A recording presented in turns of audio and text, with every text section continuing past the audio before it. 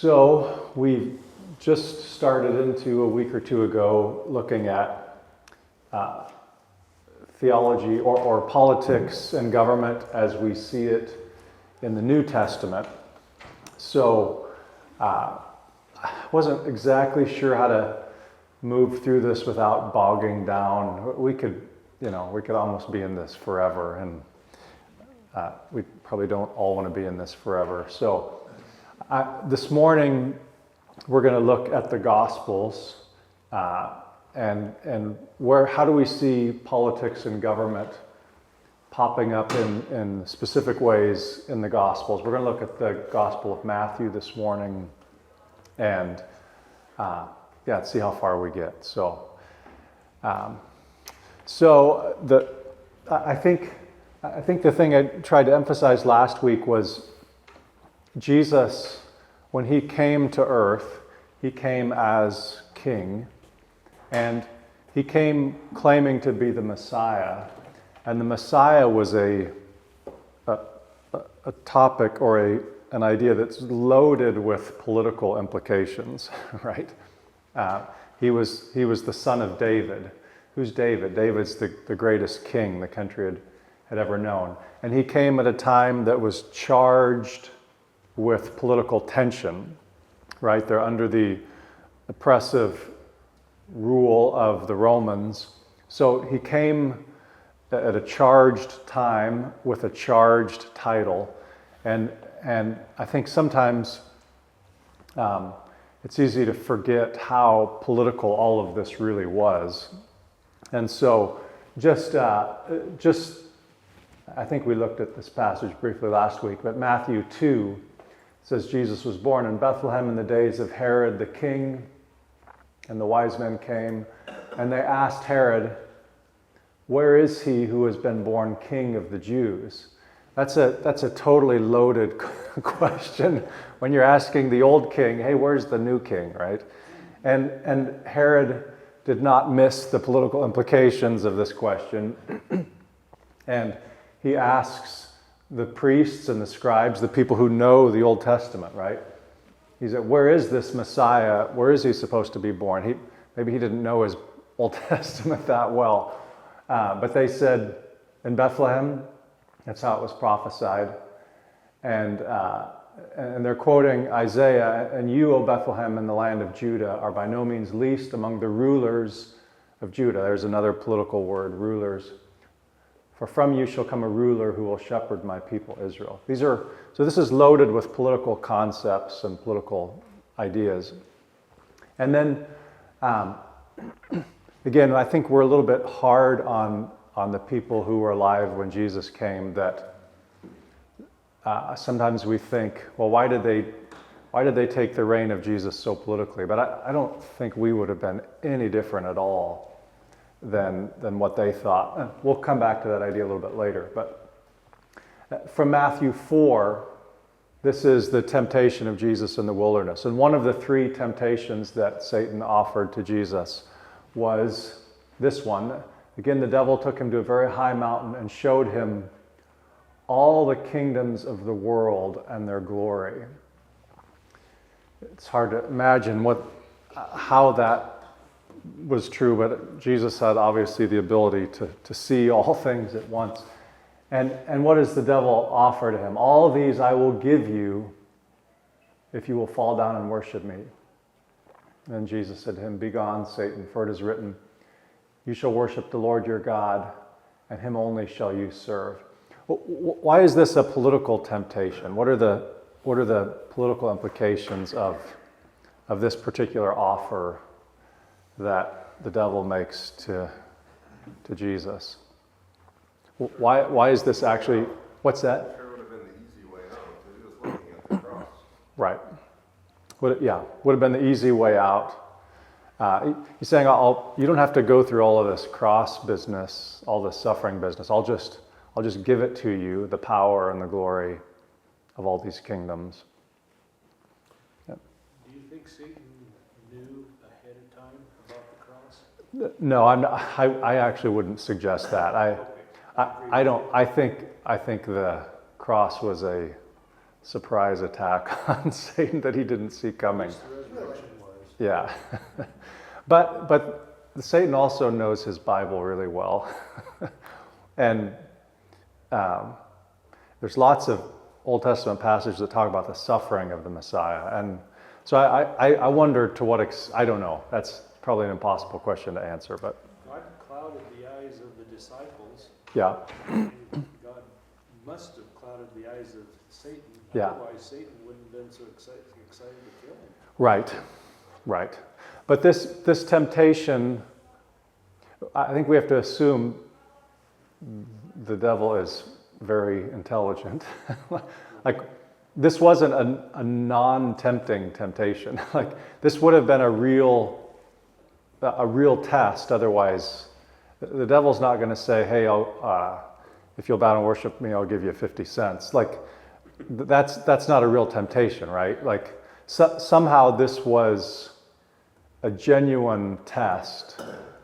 I would argue that, and for Jesus maybe knew even better. Well, of course he did. He knew better than Satan what a test this was, right? Because that's the idea here. You can have it for free without going to all the trouble of the suffering, right?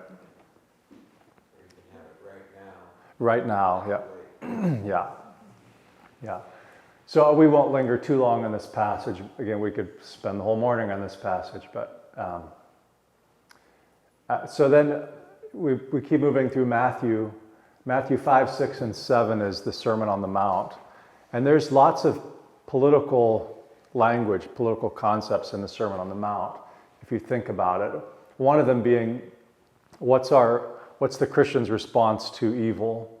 What's the Christian's response to oppression?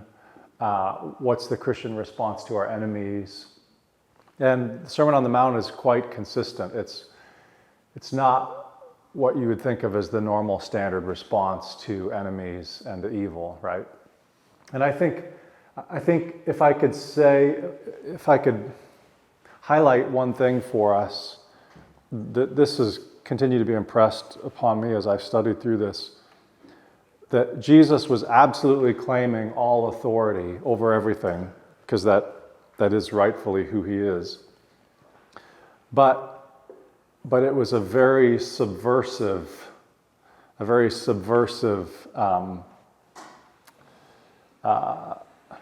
how he got there was different than what everybody would have expected the Messiah. Everybody expected sort of a full-on frontal assault, right?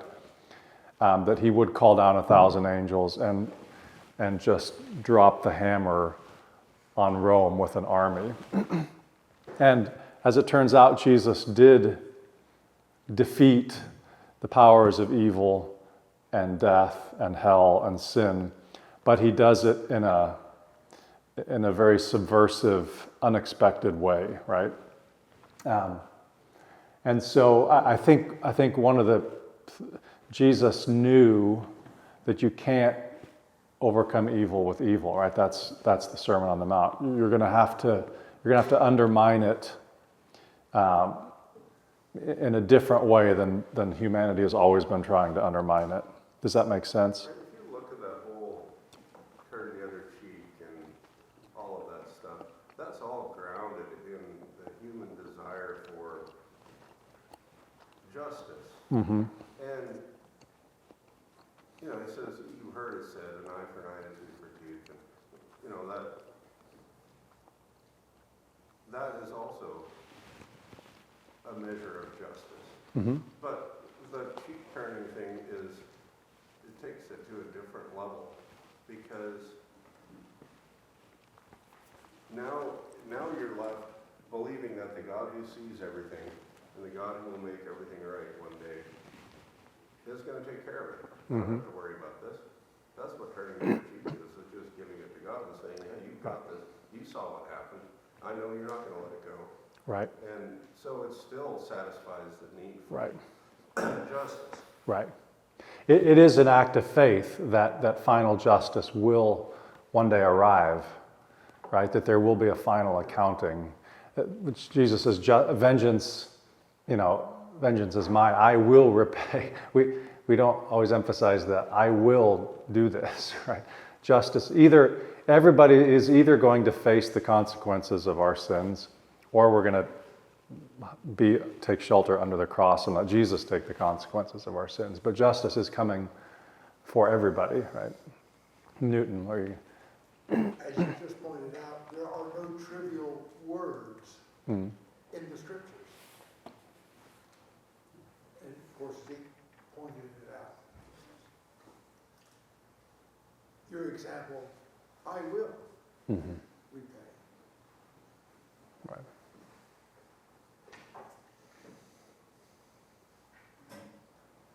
And Jesus says, trust me. He's saying, trust me. Right. He's also saying, trust me. You know, Right. You can read just, it seems like every line emphasizing one word, and one doesn't get off track by taking every word serious. This raises a huge question when one translates. And it's a sobering job. Yes, it's a sobering job and a difficult job. Yeah. But so one does have to know the language he's translating into very, very well so that he knows how to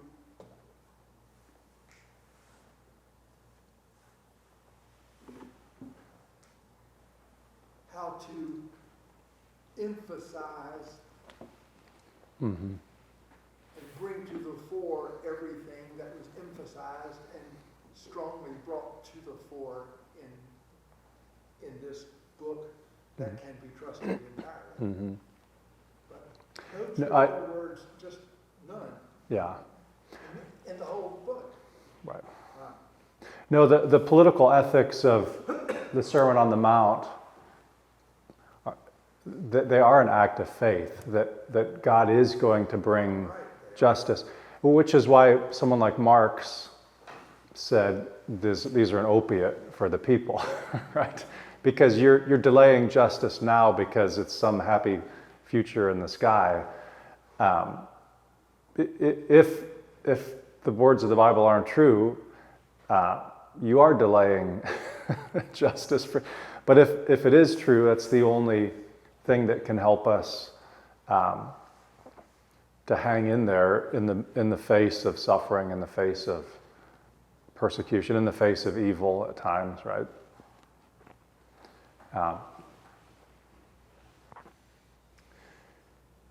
So from Matthew 5, 6, and 7, which is the Sermon on the Mount, we roll right into Matthew 8, which is Jesus' interaction with the centurion. Why is there a centurion living in Galilee?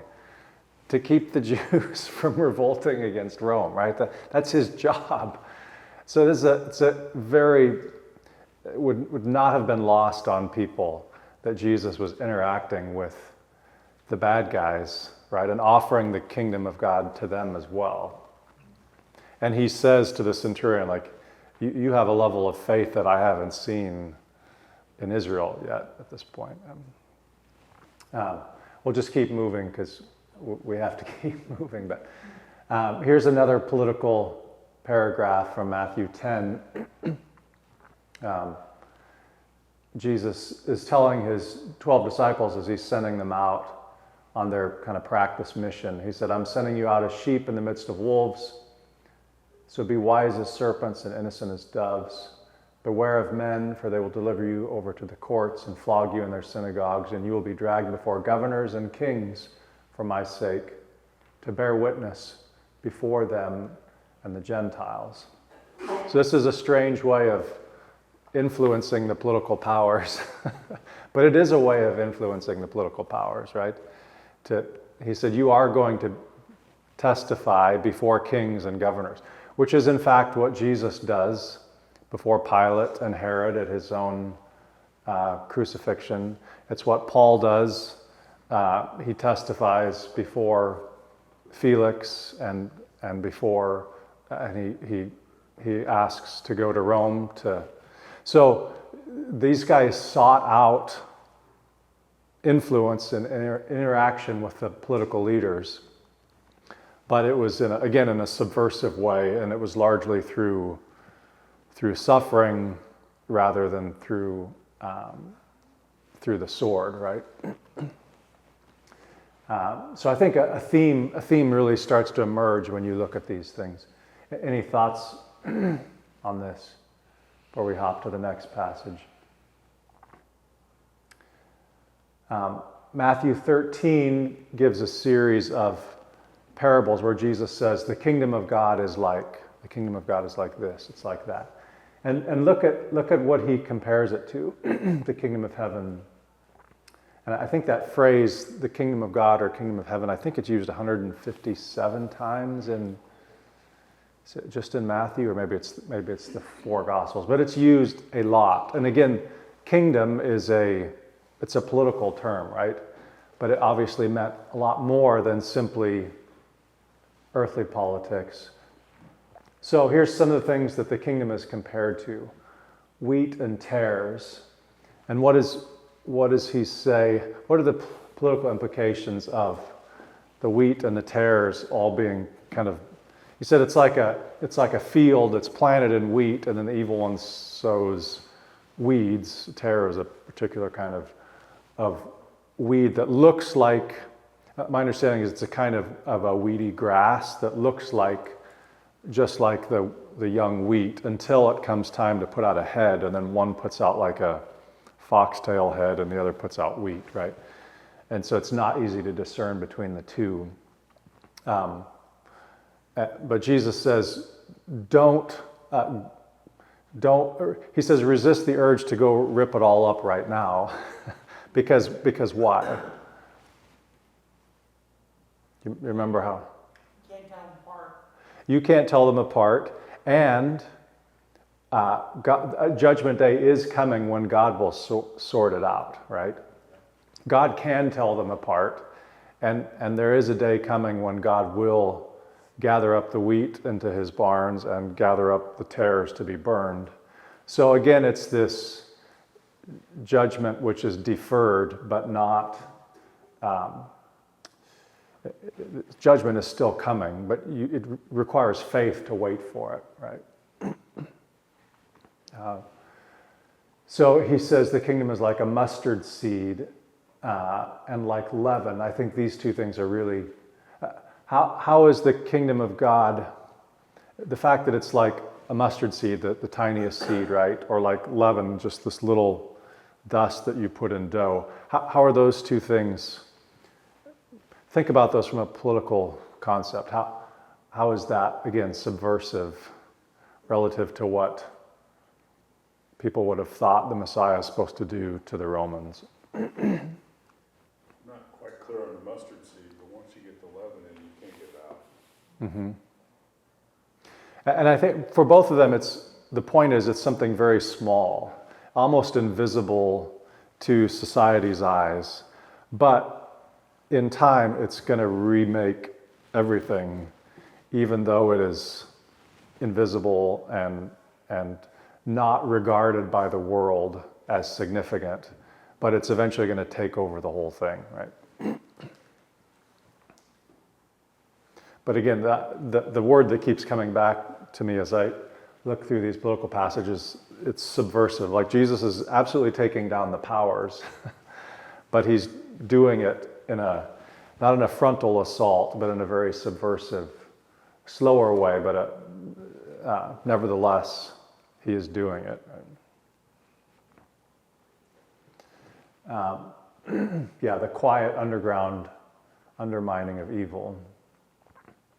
So we come to another political passage, Matthew 14. This is we hear about John the Baptist and his interaction with Herod. Herod the Tetrarch, he's called in Matthew 14. He's also known as Herod Antipas. He is actually the son of Herod the Great. We think of Herod as the one who killed the babies in Bethlehem. That was his dad. So Herod the Great died shortly after Jesus was born. And the tetrarch means ruler of 1/4. The game Tetris has 4 blocks. So Herod's reign was distributed 4 different ways, and one of them was his son Herod Antipas, or Herod the Tetrarch, who was the ruler over Galilee. And he's essentially a governor, right, under Rome. He is Jewish, but he's basically a sellout to Rome, right? He has to keep up a pretense of faith in God because he's ruling over Jews, right? So he has to keep some farce of religious observance. But really his true loyalty is to Caesar and to Rome.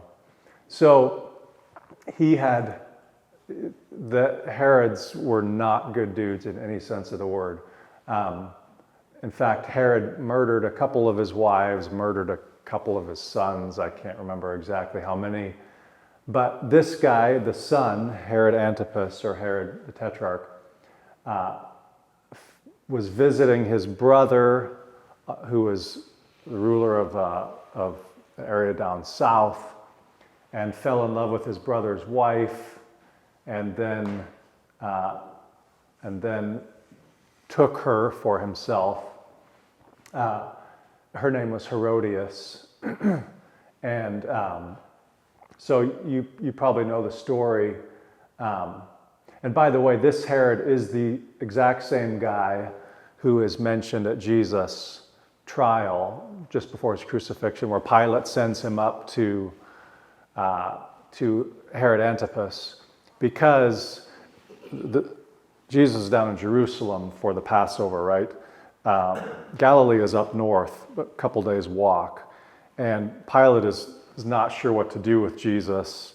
So he's like, well, Jesus is from Galilee, that's his jurisdiction, so I'll send him up there and maybe Herod can, I've try to wash my hands of it, send it up to Herod, maybe Herod, he was kicking the can down the road trying to pass the buck to somebody else. So this is the same Herod. But Herod, well, here's from Matthew 14, verses 10 through 13. Herod sent and had John beheaded in prison, and his head was brought on a platter and given to the girl, and she brought it to her mother. This is Salome. And his disciples came and took the body and buried it, and they went and told Jesus. Now when Jesus heard this, he withdrew from there in a boat to a desolate place by himself. There's a lot going on there. What are the political takeaways from this episode?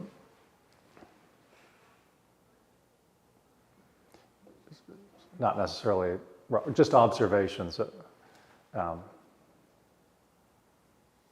the Baptist challenged. Yeah. I think that's the most obvious one. John the Baptist is not afraid to call out the most powerful dude in the area for his sin.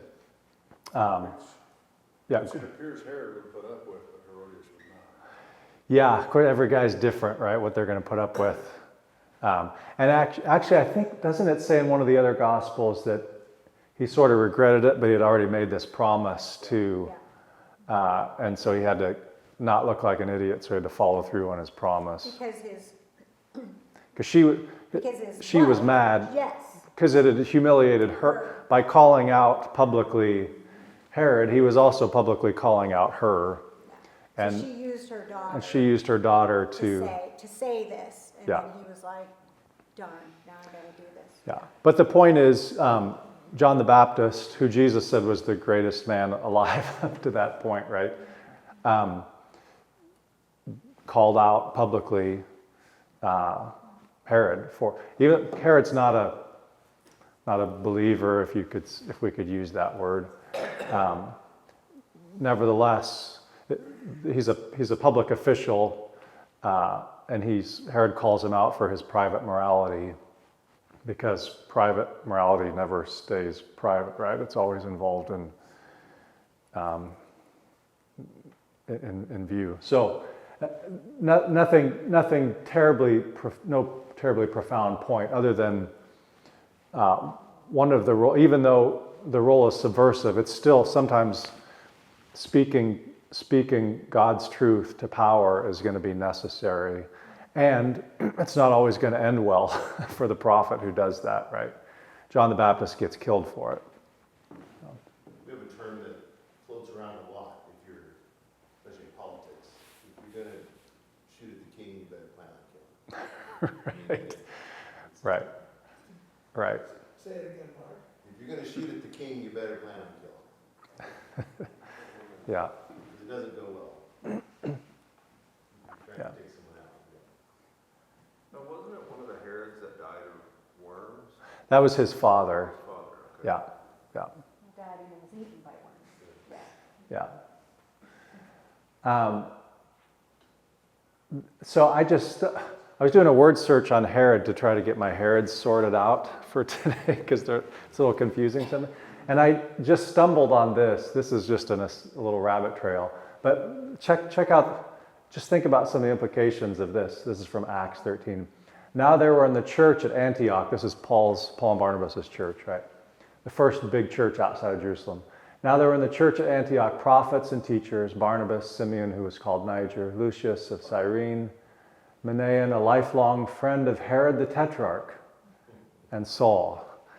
There's a backstory there, right? There's some serious backstory that I wish I knew. If there were discernment bloggers today, Jesus would be written up for not standing firm with John the Baptist against Herod. Right. And probably Manaen as well. Yeah. I wish I knew the backstory, but it's just a fascinating little Easter egg there, right? Here's another one. This is from Luke. Just the same kind of deal. Soon afterward, this is Jesus. He went through the cities and villages, proclaiming and bringing the good news of the kingdom of God. And the 12 were with him, and also some women who had been healed of evil spirits and infirmities. Mary, called Magdalene, from whom 7 demons had gone out, and Joanna, the wife... Okay, here's the curious little detail. Joanna, the wife of Chuza, Herod's household manager. Again, just a little Easter egg, like the gospel was making its way to these places in sometimes very surprising ways, with surprising fruit for the gospel. Right? That's all. I don't have any profound statement. It's just some really curious little details, right? Okay, now, so I think we'll spend the rest of the morning on 2 passages. This first one is actually less famous, and Matthew's the only gospel that records. We think of Jesus and the tax story with paying taxes, right? This is the lesser known story. It's only found in the book of Matthew. We'll look at the more famous one next, but I think there's a lot of parallels between these 2 stories. So we'll just read it out loud. This is Matthew 17, verses 24 through 27. When they came, they is Jesus and his disciples. When they came to Capernaum, this is up north in Galilee, the collectors of the 2 drachma tax went up to Peter and said, "Does your teacher not pay the tax?"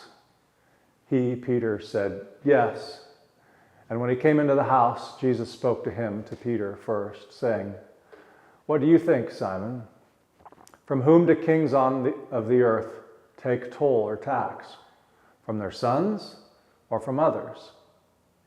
How would you answer that? Well, Peter answered correctly. When he said, "From others, not from their sons," Jesus said to him, "Then the sons are free. However, not to give offense to them, go to the sea and cast a hook and take the first fish that comes up. When you open its mouth, you will find a shekel. Take that and give it to them for me and for yourself." This is a strange little story. Well, politically, what are some political implications from this story?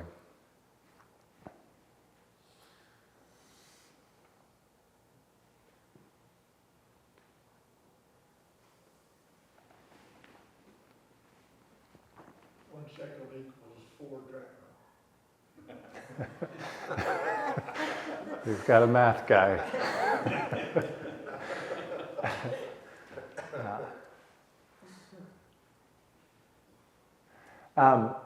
Okay, just some observations. So this is the lesser known Jesus and taxes passage, only found in Matthew. Again, I think this is a very sly and wry and subversive passage. Why do I say that? I think both of them are that way. First of all, the kings of the earth. I mean, it's just a truism, right? Who the big shots in power. It's not their kids who are getting sent off to fight on the front lines of wars. It's not, usually. It's not their. We have a president whose son has apparently evaded taxes for a significant portion of his life, and may still get away with it.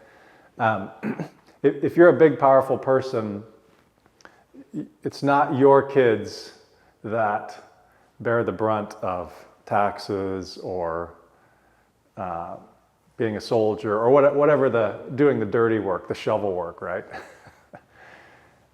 and Simon, Peter immediately knows the answer to this. It's not their friends and their family who are bearing the brunt of things. It's other people, outsiders, right? So obviously they extract it from outsiders. Their friends and family get off for free because they have a relationship, right? So this is how the world works. It's how it's always worked. So, but there's a really important word. We talked about single words matter. The word however. What work is however doing in this passage? He says, Peter answers from others, right? Not from their sons. Jesus said to him, "You're right, Peter, the sons are free. However, not to give offense to them, we're going to pay our taxes." So what's going on there? Well, he's getting the money from the Father to give back. It's the temple tax, right? Mm-hmm. So God's paying himself the tax. You know, in order to not cause an offense, the provision is coming directly from God, and it's going directly to God, just for the sake of not creating an offense. Yeah. Who's Jesus saying? This short little sentence. The sons are free. Who are the sons? Well, the implication is that Jesus and Peter are among them. Yes. Yeah. Jesus and Peter. How are Jesus and Peter the sons? Who are they? How are they the sons of the King?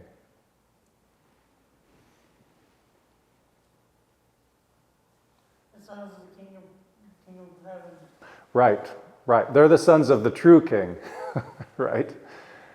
And so they really, in the sense that we are genuinely sons of the only real King. Is Caesar? That's why I say this is subversive. Is Caesar the true king of the universe, or the authorities? No.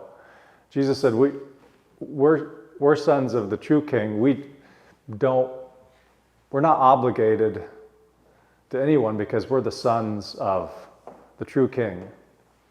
However, because we're the sons of the true King, we don't have to stand on our rights because we know who we are, right? So as not to cause offense, we'll pay this tax. But then I think it's just funny. It's not money out of his pocket either. Right? I thought of the phrase, he owns the cattle on 1,000 hills, right? And all the fish in the sea.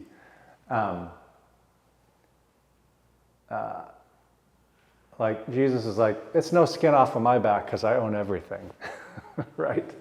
I mean, it's this sense, he doesn't have to bluster because he already knows that he's the king of the universe, right? Jesus and his friends are the sons who are free because they're the friends and family of the true king of the universe, right?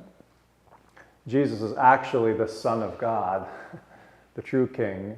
and all his followers are sons of God.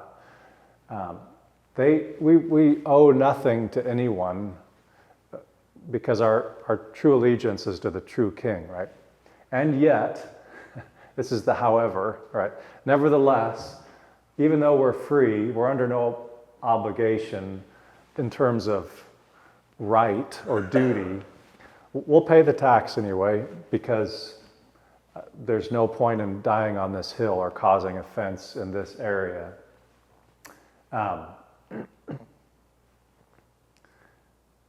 Because Jesus has bigger plans in view than starting a fight over taxes, right? Question. Yeah. Now, were these taxes to the from the Romans or from the? So that's a good question. Because This was originally this is a curious detail. They were originally a temple tax to pay for the maintenance and the upkeep of the temple. But at some point, the Romans took it over, and it was sort of as an insult to the Jews. And so then the Romans, even after they destroyed the temple, there was no more temple to be maintained, and they kept collecting it anyway, almost like to rub salt in the wounds. So it is a temple tax, but it's a little bit more complicated than that. Yeah. I think it still happens. We were in Germany a couple years ago, and they said there was still a tax for those who have. Yeah, well, Germany is still officially has a state church, right? So state taxes go to pay clergy and the basic maintenance of church buildings and things. Yeah. England is the same. The Anglican Church in England, same way. Yeah. So though we owe nothing in terms of like an actual debt, we owe everything to God. But we're His sons, right? We do owe a debt of love to everyone, even to our enemies. And again, how does Jesus pay his tax?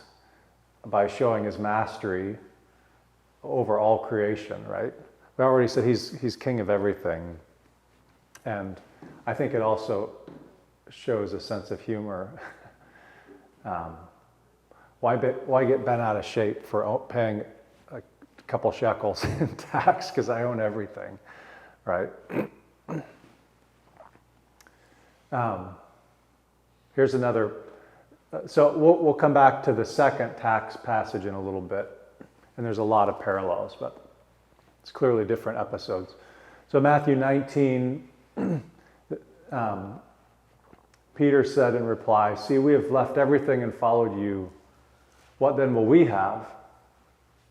Jesus said to them, "Truly I say to you, in the new world, when the Son of Man will sit on his glorious throne, you who have followed me will also sit on 12 thrones, judging the 12 tribes of Israel."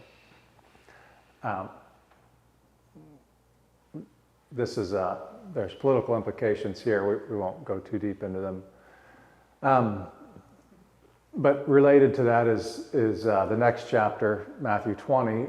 The mother of James and John comes to him with her sons. I think we're probably still teenagers at this point. Kind of feels like a mom who's working an angle for her kids' future, and asked him for something. And Jesus said to her, "What do you want?" And she said to him, "Say that these two sons of mine are to sit, one at your right hand and one at your left, in your kingdom."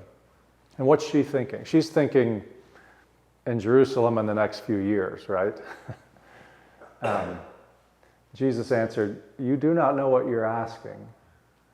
Are you able to drink the cup that I am to drink?" They said to him, "We're able." Okay, they don't know. They have no clue either, right? He said to them, "You will drink my cup." In other words, you're going to suffer with me too. But to sit at my right hand and at my left is not mine to grant, but it is for those for whom it has been prepared by my Father. And when the 10 heard it, they were indignant at the two brothers. But Jesus called them to him and said, "You know that the rulers of the Gentiles lord it over them, and their great ones exercise authority over them. It shall not be so among you. But whoever would be great among you must be your servant, and whoever would be first among you must be your slave. Even as the Son of Man came not to be served, but to serve, and to give his life as a ransom for many. So lots of political concepts in here. Any observations that you'd make?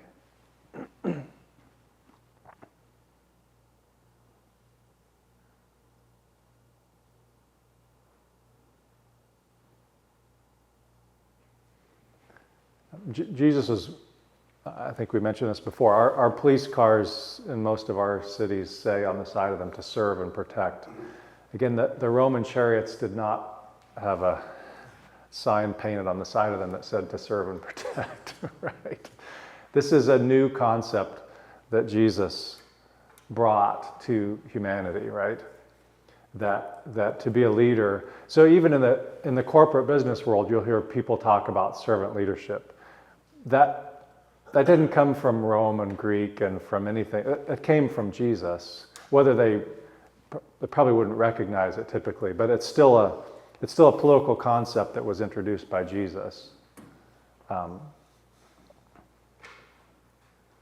did not exist in the ancient civilized world, or the uncivilized one. Right.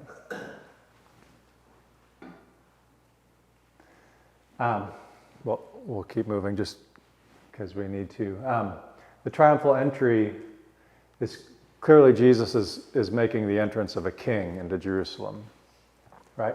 The phrase Hosanna literally means save now. And when they said save, they weren't thinking, ask Jesus into my heart so when I go to heaven, so when I die I'll go to heaven, right? That's not what they were thinking when they said save or rescue now. They were thinking, and they were thinking what? Rescue us from what? Rome. Rescue us from Rome, right? From this genuine oppression that we're under. They said, Hosanna to the Son of David. That's a loaded political term, right? Who's David? David's one of the few kings in Israel's history who successfully smashed all the bad guys, right? So this is something I'm still working out, and I want you guys to help me think through this too. So most of my life in the church, I think we've all heard this. Yes, Jesus came to save, but his salvation was a spiritual salvation, not a physical salvation. He came to save a future non-physical world, not the present world. And on one level, that's clearly true.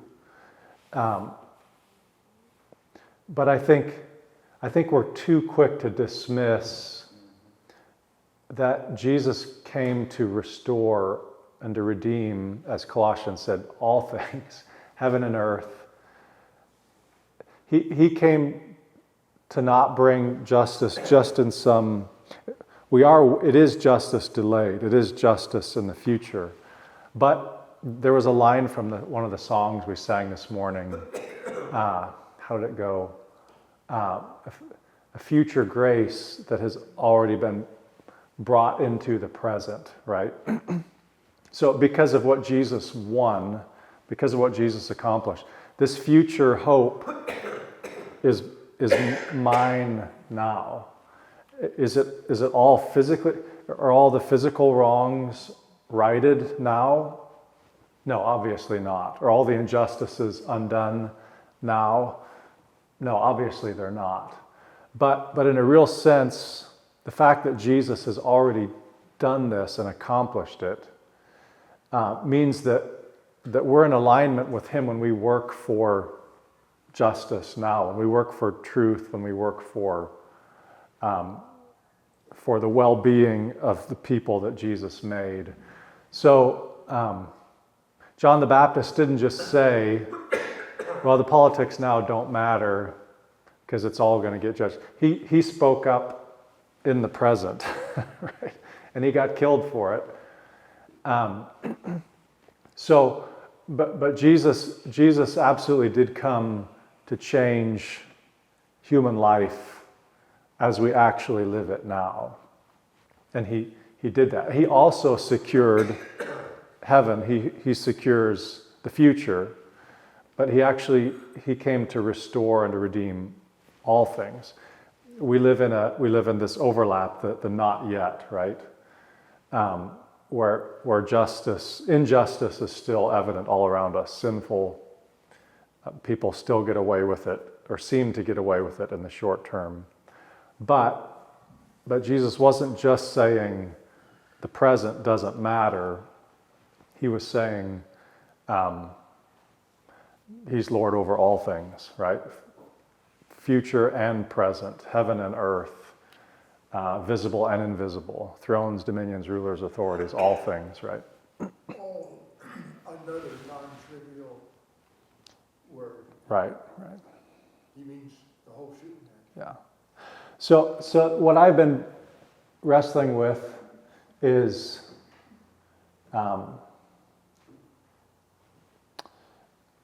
I think we can tend to be, we can clearly under-spiritualize, we can say this world is all that matters.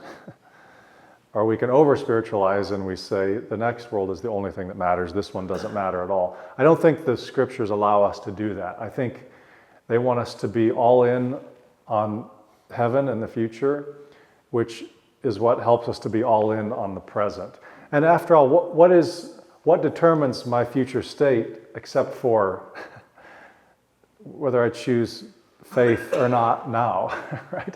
I mean, the future is determined by the present, right? The choices we make now do matter, right? The physical things that we are involved with. By physical, I mean things like governments and politics. Those things do matter. They matter only in relation to the fact that God is king. They're not everything. They're not our whole horizon. They shouldn't take up all of our view. But they do matter. It all matters. Tom, are you? Yeah, I'm thinking pretty deep on this because I think a lot of what you're experienced in your church life, I can relate to just a little bit earlier. I think there was a tendency, a reaction to that whole physical world's all that matters. Mm-hmm. And we can accomplish this through the means that Yeah. the rest of the world uses. Liberal theology in the 1920s said this is all that matters. Yeah. A lot of what happened then in the 50s, 60s, 70s It was a reaction against that. was a reaction to that took us, it's all spiritual, but it never gets out, it never works out into the physical world. Right. And I think both are a problem. Right. And I think they're present in some of the passages that we looked at today. We're going to either fix this with all physical means, or we're not going to be involved in the physical world at all. And we don't quite get yet Jesus' intention to change men so that they change their world. Mm-hmm. And it's not all going to be set right until Jesus comes back. We know that, but he wants us to love our neighbors now. Men who lord it over other people will not change the world in a proper way. Right. Even if their manner of approach is more correct in terms of morality or ethics or whatever. Right. It's why Donald Trump is not Jesus Christ. He may have better moral attitudes, or better beliefs about life or whatever you might want to attribute to him than what's happening on the other side of the political aisle, but he's still going to do it by force. is going to power through there, and that's not going to work. It is interesting that the whole creation is under sin's curse. The Romans talk about it, about how creation. Romans 8, yeah. Waiting for the adoption of Christ's sons. But what good is the spiritual if it's not affecting our physical world? We are given a body in which to relate to God. So there's in eternity we'll have a physical presence.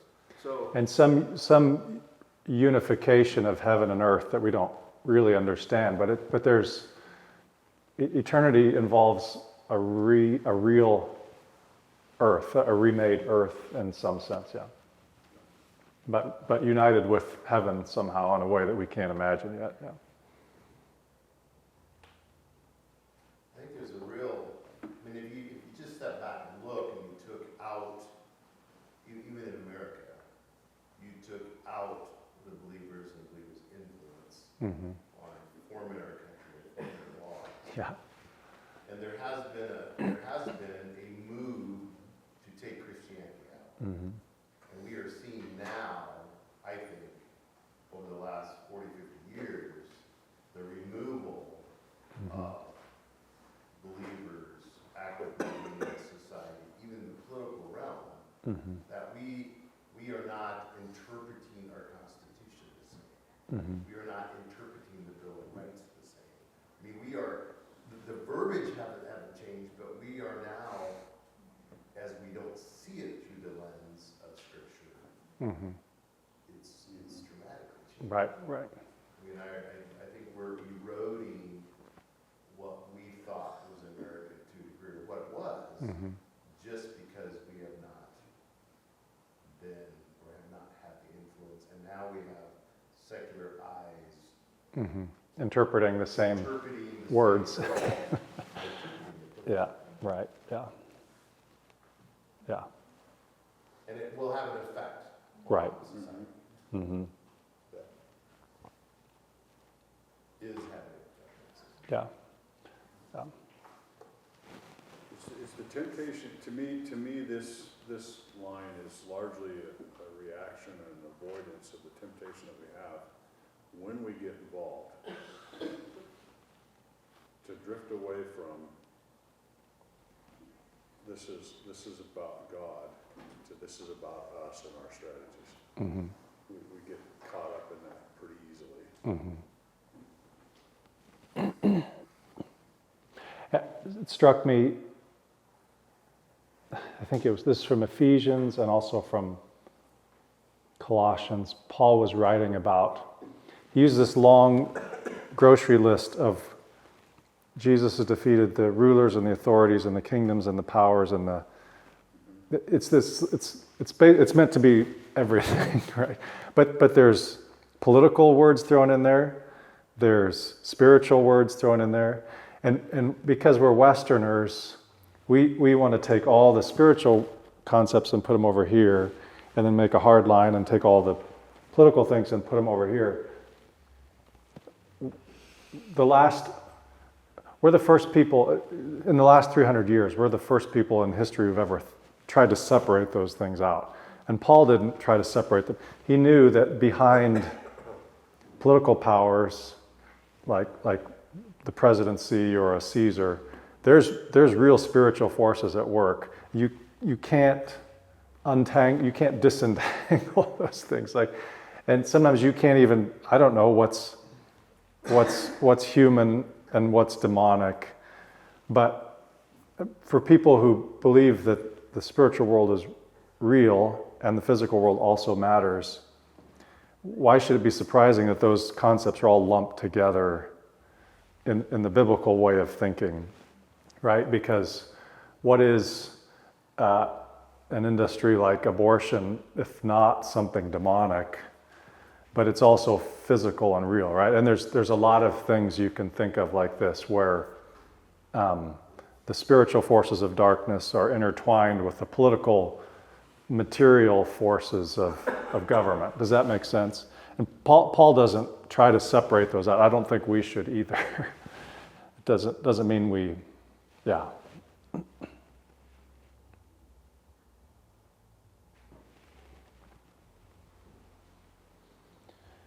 Okay, so we'll close with this last passage. This is the more famous one about Jesus and taxes, and I think this is in at least the three synoptic, Matthew, Mark, and Luke. I don't think it's in John, but here's the passage, word for word. Then the Pharisees went and plotted how to entangle him, Jesus, in his words, and the Pharisees sent their disciples to Jesus, along with the Herodians, saying, "Teacher, we know that you are true and teach the way of God truthfully, and you do not care about anyone's opinion, for you are not swayed by appearances. Tell us then what you think. Is it lawful to pay taxes to Caesar or not?" This is not a sincere question, by the way. Right? It's a trap. It's meant to be a trap. But Jesus, aware of their malice, said, "Why put me to the test, you hypocrites? Show me the coin for the tax." And they brought him a denarius, which is a coin, a Roman coin. And Jesus said to them, "Whose likeness and inscription is this on the coin?" They said, "Caesar's." Then he said to them, "Therefore, render to Caesar the things that are Caesar's, and to God the things that are God's." When they heard it, they marveled, and they left him and went away. So this is a really complex passage. There's a lot going on here, and again, I would call this very subversive. So what are some? It's also very political, right? What are some observations you make from this passage? I love the way they try to butter him up. Yeah, they start with flattery. But the things that they're saying are intended to give him a frame of mind where he's going to give them an answer that's going to get him in trouble. Right. He's going to be in trouble one of two ways, right? What are the two ways he's going to get in trouble if the trap goes off like they want it to go off? What is it, you're going to get in trouble with Rome? Yep, which is why they brought the Herodians. The Herodians are they're the Rome affiliated people. Or he's going to get in trouble with who on the other side? His disciples. Or the religious Jews who are waiting who know that God is the only God of the universe, right? So yeah, they want to either get him to say something that will get him in trouble with Rome for being subversive of Rome, or get him in trouble with the Jewish people, right?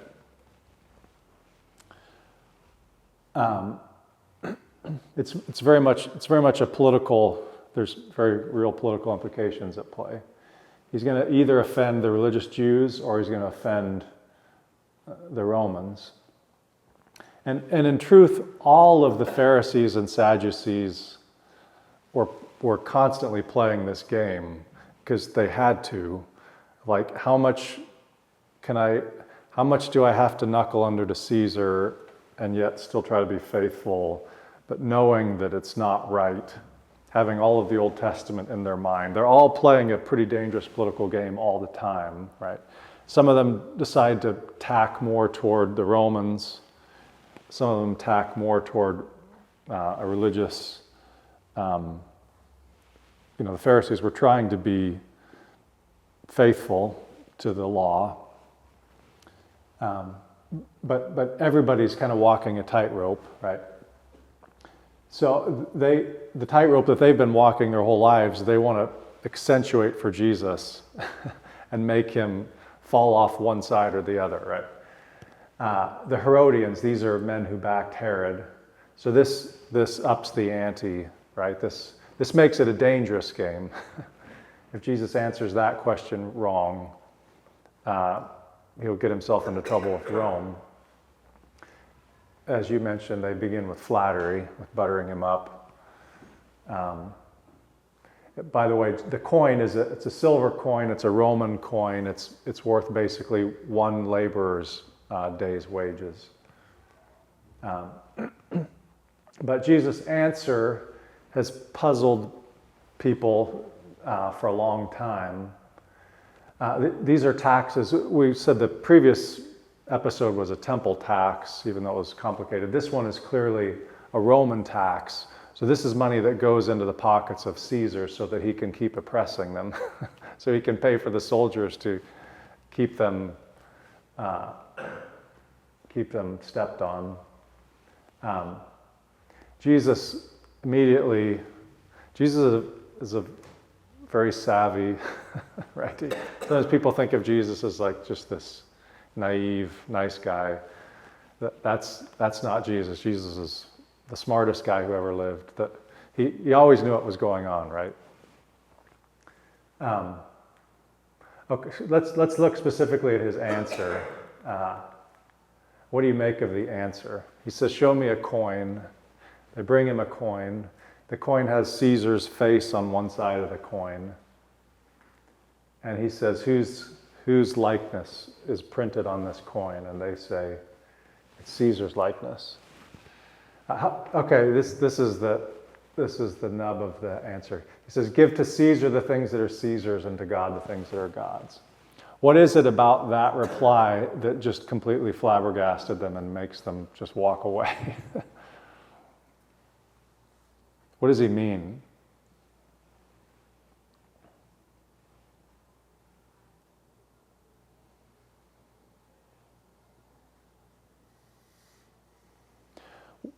What belongs, okay, if you're a good Jew, a genuine God-fearing Jew, right? What genuinely belongs to Caesar and what genuinely belongs to God? Earthly things belong to Caesar and spiritual things belong to God. I would disagree with you there. If you're a true believer in God as Lord of the universe, everything belongs to God, right? There's nothing that does not belong to God. Nothing that he has not made. There's nothing in the universe that is outside of his purview. Nothing that he does not claim full ownership and full authority over, right? Including Caesar. Which kind of makes Caesar legitimate. So there's a lot. I don't even think that I necessarily have all of this figured out. But if you're a Herodian and you hear this answer, so you're kind of a sellout to Rome. You hear Jesus give this answer. What's your response? He's like, they're like, okay, we'll give to Caesar because Caesar owns everything. But Jesus, again, it's subversive because Jesus knows, and the Jewish leaders know, actually nothing belongs to Caesar rightfully, right? The imagery seems important with Caesar's face on that. Mm-hmm. We were made in the image of God. Right. So Right. his image imprinted on every one of them. Yeah. But one of the commentaries said that it doesn't say it in this, it's not as clear in this passage, but it said they sent away and brought a coin. And because they didn't have one, because as good Jews, you wouldn't carry around, you wouldn't even want to have in your pocket. That would be defiling to carry around in your pocket an image of Caesar, this usurper, right? But the Herodians are like, okay, he passed that test. This isn't a direct frontal assault on the Roman government, right? But it is, if you're a Jew and you hear this, you hear the subtext between the lines, which is Caesar doesn't actually own any of it. It is subversive of Caesar at the same time as it's, as the previous passage, we'll pay the tax. That's fine. No skin off of my back because I don't have to die on this hill because I know God owns everything. But there's also the component of it too. When you hear that, everybody who's ever paid taxes knows how much they hate doing it. You know, I mean, you just have a natural aversion to giving of what you've earned to the Right. government. Who's not going to use it as well as you would use it for yourself, right? But then you keep reading and it's give to God the things that are God's. Well, that's doubly hard. At least. Right. That's a lifetime project. And it's tough. Yeah. Seems like it gets into just a little bit what we've been talking about on, we as humanity seem to not want to walk any middle ground. It's either one or the other. Mm-hmm. It's either spiritual or physical, or the church is involved or not involved. It seems like that gets into that question a little bit as well. Mm-hmm. That there can be support for a government entity, Mm-hmm. while at the same time serving God with their lives. So to that point, and we'll close with this slide, I think.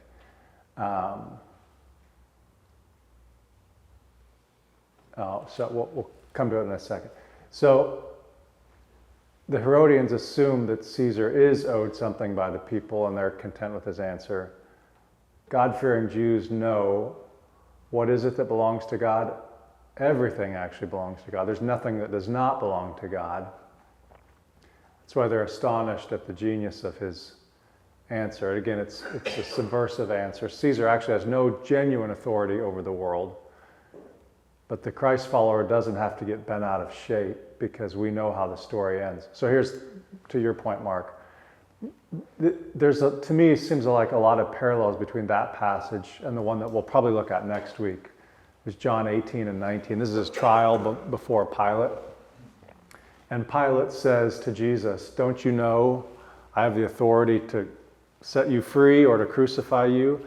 And what's Jesus say in reply? You have no authority at all except what I've given you, right? It's the same idea, like Caesar thinks he has power, and in a limited earthly sense, he does have genuine power, but Jesus is like, you wouldn't have any of that if it wasn't on loan to you from God. And you are going to be held accountable for what you do with that power, right? And a judgment day is coming when Caesar, just like the smallest person in Caesar's kingdom, they're both going to have to sit and answer to God for what they've done, right? And so there's this sense that, Mark, to what you said, there are real earthly powers, but they never get the final say, right? God is always going to get the final say. And even though justice may be delayed, it is coming. And in the meantime, what it looks like to subvert the powers of this world is largely going to be through suffering, largely the way that Jesus did it.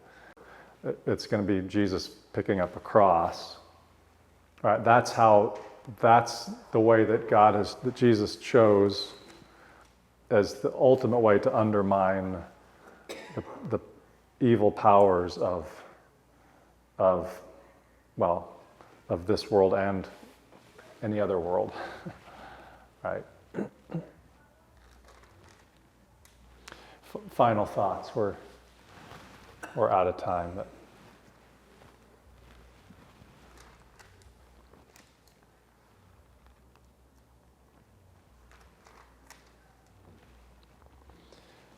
You could ponder on this stuff for a lifetime, really. But so. It's equally true that we will be held accountable in our lives for what God enables us to do. Mm-hmm. So it's not just how we view authority, and that God has given other people authority. He has given us the ability to do everything that we can do. Right, in genuine influence. It's clear Yeah. now, too, equally true in our lives that God has given us the ability Right. to function and have certain things. Right. Yeah, and to pray and to seek His kingdom come and His will be done in my life, in my sphere of influence as it is in heaven, right?